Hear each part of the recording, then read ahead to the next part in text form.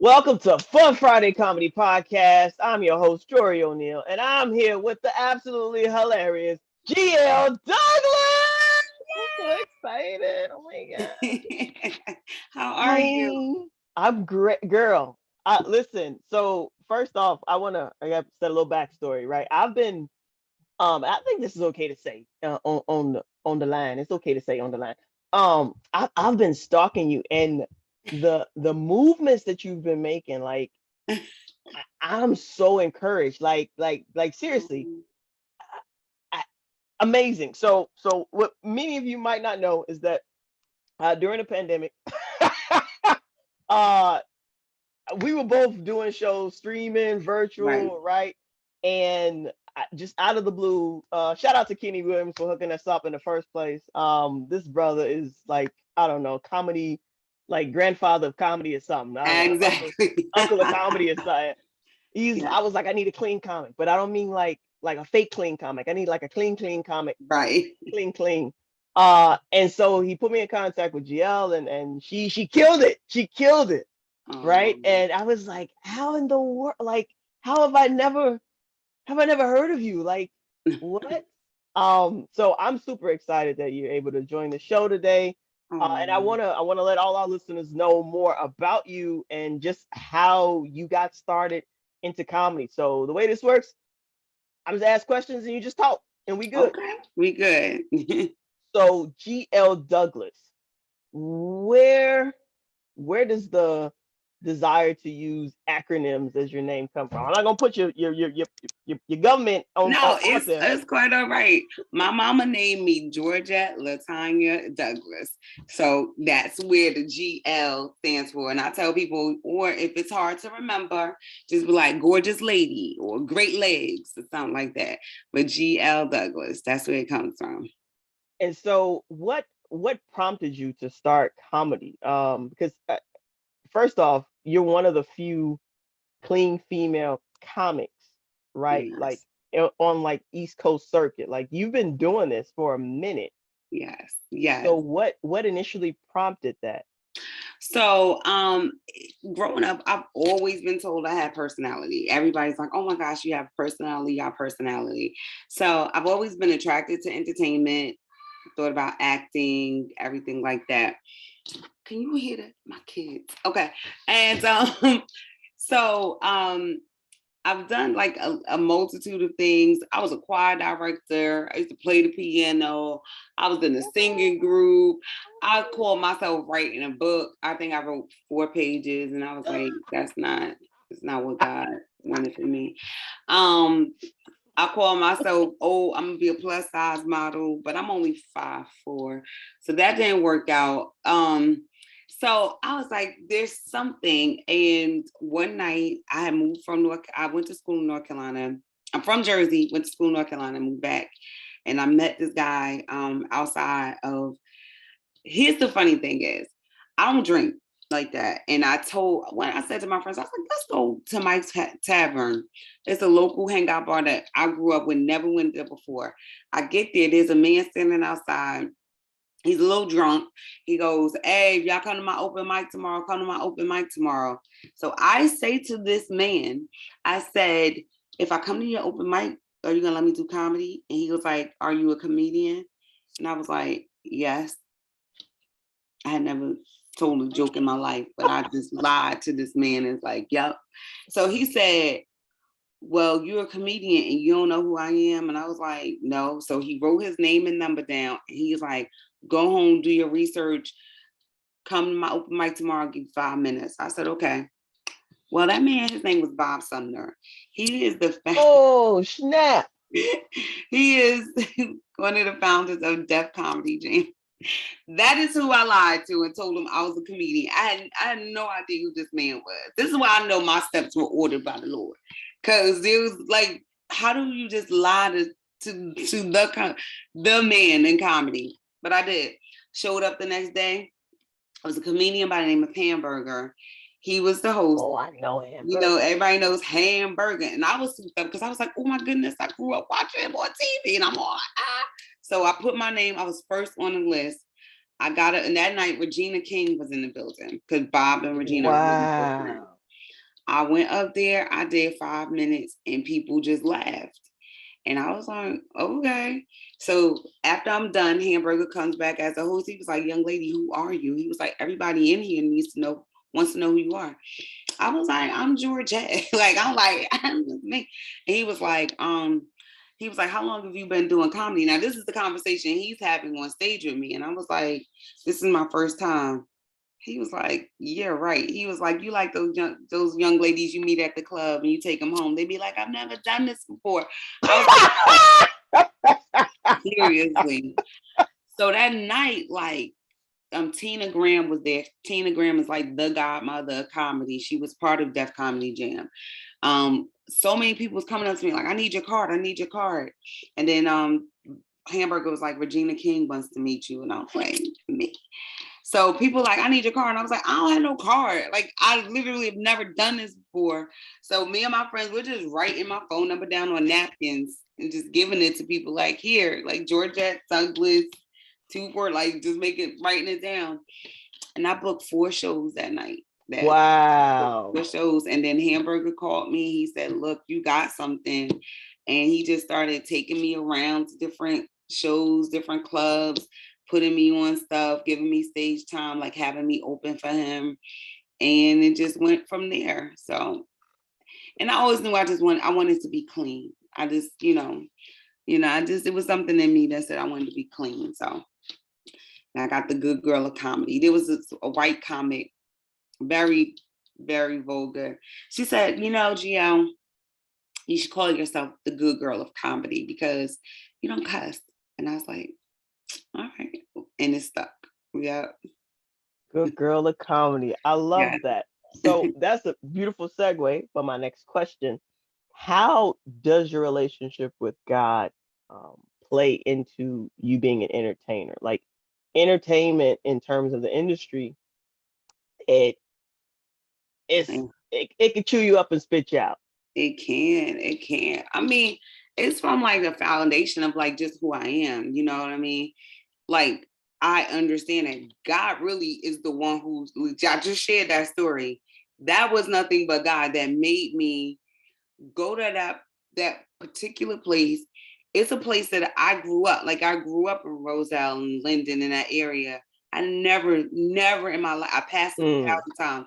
But this one particular night was the night that I said, let's go. I don't even know if we went in there. After I met him, maybe I went in there and said, I was like, this is whack. Like, that's not my scene. You know what I mean? I left. But, I believe that God actually called me to this. Like, this is something that he's like, I need you to do this. You need to be a joy bell to the kingdom. And I was like, okay. And not just the kingdom, and people, I don't label myself a Christian comic, right? I am a Christian. I'm a comedian. I am a comedian because I do clubs, I do colleges, I do corporate events. Yes, I do church events too, but I do everything. And I am who I am in all of it,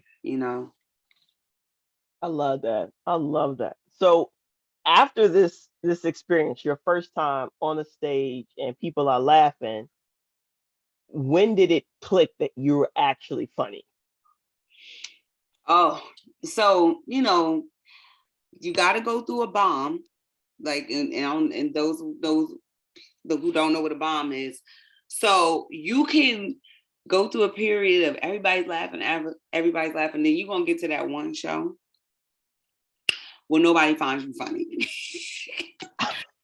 It's called bombing. And it's you dying a slow death on stage. Oh, snap. In front of people that you've never met before. And so remember I told you I booked those 4 shows. So I mean, the first 3, I was killing it. I was like, oh my goodness. I got to that 4th one. Terrible. It was absolutely terrible. Like, because also you got to know where you fit in the game, right? It was a hood show, and they were there for a particular kind of comedy. You know what I mean? It was loud and it was like, and I wasn't providing what they were looking for. And I was new. So I took it so personally. I cried. I was like, oh my gosh. But people had to explain to me, everybody, I don't care who you are, from the best of the best, everybody has had that night where things does not go the way you plan. And it keeps you not taking comedy for granted. And I remember Hamburger said to me one time, he said, the day you stop being nervous is the day you need to stop doing comedy, because it means that you feel so, because one order, you could do the same jokes on a Tuesday and kill it. Take them same jokes on a Wednesday to a different audience, and they look at you like, can she get off? You know what I mean? So you can't take comedy for granted. You got to be able to like take the good with the bad. But once I got through that, I'm gonna share this quick story. One time, a comedian friend of mine, he was like, GL, come with me to this spot. We get there. It's in the heart of Newark. Is this Jersey? Are you from I am from Chicago. Chicago? I moved to New York. I'm Okay. currently in New York, but Okay. I have frequented Newark, Yes. East Orange. I frequented there. So you are familiar. It was very reminiscent of Chicago. I was like, Exactly. I don't need to stay here any longer. I can leave now. Hey, I remember this. I feel like this is the night I really solidified myself as a comedian. And I had been doing it for years. I went, my friend was like, come on. And I was just going with him. We get to Newark. The comedy club, you had to walk up a fire escape to get there, a fire escape. You get there, the walls are painted black. All you see is smoke, because they smoking weed. It's like as soon as you walk in, you catch a contact. Everybody there, the clientele has either just got out of jail or on their way to jail. That's who the audience was, right? And so I was like, I'm just here with him. And I was like, how long are we gonna be here? So then the host comes up to me, he goes, you want some stage time? I'm like, and so my friend goes to me, he says, you never turn down a mic. And I was like, all right. So I'm watching comics before me die on stage. Boom, die. Another one, boom, die. Everybody's just dying on stage. And I was like, well, if I die on stage, I don't feel bad, because I don't watch everybody before me die slow death. I had my pocketbook on me, because I was like, this place is gonna get raided. Like, we're going to jail for being here. So I get up there and I stand there for a second, and I was like, clearly I don't belong here or whatever. And I was living in this place called Broadway. And one time I was like, I'm from Broadway. They laughing. And I was like, I know some of you are frequent with that, because there's a huge jail called Broadway Prison. And I was like, I know some of you have either I lived in Broadway or you're on your way to Broadway. They're like, they are cracking up, because I am just talking about the obvious. I am uncomfortable. Clearly, I don't belong here. They are loving it because I stayed true to who I was. When I got off stage, they gave me a standing ovation. They was coming to me. They was like, yo, that ish was funny. Yo, when the F you coming back? I was like, never. I'm never coming back here. No. I was like, I'm sure you guys are going to get shut down by somebody by next week, but I'm never coming. But thank you for the love today. You will never ever see GL Douglas in this establishment ever again. Thank you.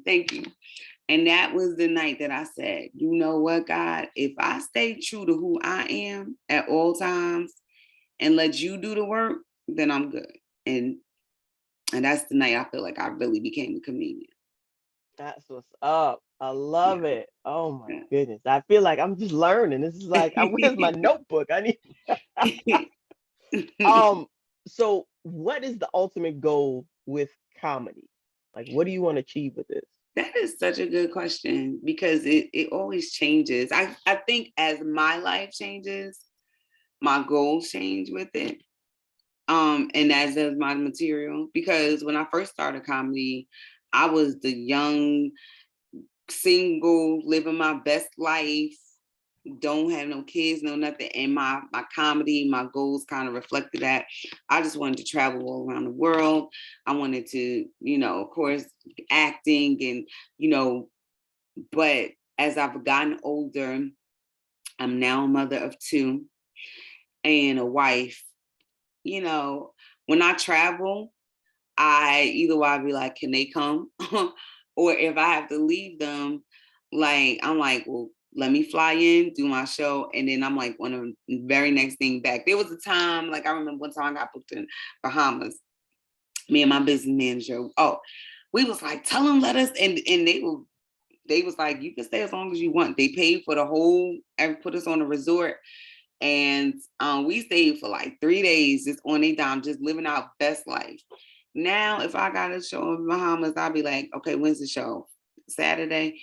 All right, let me fly in Friday night, and I want to be on the first thing smoking Sunday morning because I want to come home, But I still have goals. Like I want to do like a talk show and like a GL Douglas talk show. Yeah, I want that. That's and I'm acting still. Everybody keeps saying I need a reality show with my two daughters, but yeah.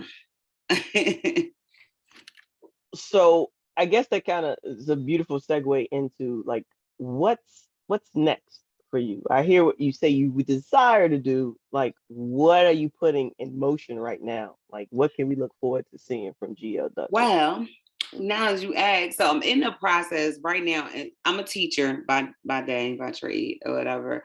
And next Wednesday, actually, I have a show called Class Dismissed Comedy Show. And it's not just for teachers, but it's for anybody, but particularly people that work in the school systems. Teachers have just been through so much these past couple of years. And then thinking about the things that happened in Texas, that could have been anybody at any time. I said, I just want to use my ability just to bring joy and some type of relief. So the blessing is I got the Stress Factory, which is a big deal because in Jersey, the Stress Factory is like what Caroline's is to New York. They bring all the top name people. So I have that going on.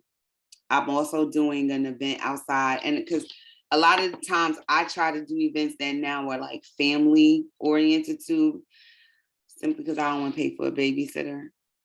So I'll be like, let me create a show that I could bring my kids to. And so I'm doing it. I'm putting together a festival on July 9th. It's called the Music, Comedy, and Cigar Festival. So we have all kinds of vendors. We have Mark Gregory, who is Dick Gregory's nephew, who was hilarious. I'm hosting. We have Valerie Adams, and she's a band. It's going to be a great, great, great time. And you can bring your kids. And then just recently, right? Are you married? Okay. Recently, it's really been on my heart to do stuff for married couples, right? Because life gets in the way with married. Like I know, like as much as me and my husband, we cool, but like between the kids and doing this, and I'm doing shows and I'm teaching, sometimes when you get married, you forget to date. You forget like what got y'all there. So it's been on me. I want to start something called Marriage Matters, and I want to start doing events tailored to like married couples to give them that date night. So maybe you don't want to go to movies, maybe you don't want to go, but you like to dance, maybe you like a comedy show. So not to discriminate against single people, but with so many people getting divorced, like today, I'm gonna give you a promise that I sent this flyer to this girl, like, oh, come to my show, you and your husband, y'all, come. She was like, we've been divorced since 2019. Yes. And I was like, wow. But we forget. We got to put in the work. So I want to start doing stuff on that level. So what I hear you saying is you're using the platform that you have and the ability that you have to produce shows, and now you're trying to give back and to pour in to ministries that align with where you are in your stage of life right now. Yeah, exact. That's what I said. You want me to write that? I'm gonna Write that down. That's what I. Yep. Yep. Yeah. And I want, and I actually, I'm thinking about starting like I don't know how to do it, but I want to call it Comedy Kids Corner, because I have so many comedian friends that we all have like young kids and everything like that. And I want to start doing things to get to, like my daughter, everybody tells me my daughter was born to be in entertainment, right? But and I'm not trying to be funny, but as Black people, we always tell kids, you need to go to college, you need to get your, and that is true. I've done all of that. But if I see a gift that she has, I see a passion that she has. White people do it all the time. They start their kids young. They get them, they develop that gift, they cultivate that gift, they feed that gift young so that they have options. You know what I mean? And I want to do something where I start like working with young people to cultivate, because I tell people all the time as a teacher, I'm very much into the fine arts. Everybody is not going to be a doctor, a lawyer, a teacher. Everybody's not going down that path. But if they have a gift and you see it, cultivate it, they can still be a productive citizen in society. But we have to pour into that, and that's my soapbox. Yo, it sounds like you're gonna do some really big things. And listen, if I could be a fly on the wall or a crumb on the tailcoat as, as you step into greatness, that would be great. Thank you. Listen, From your lips to God's ears. Thank you. GL, I appreciate you so much. Thank you so much for coming on the podcast. Thank you so much for just sharing you and just being your authentic self with the listeners. Please look out for GL's show, July 9th, Stress Factory in Jersey. Pull up, teacher or not. School's out, classes dismissed. Let's have some fun. It's been a blessing speaking to you.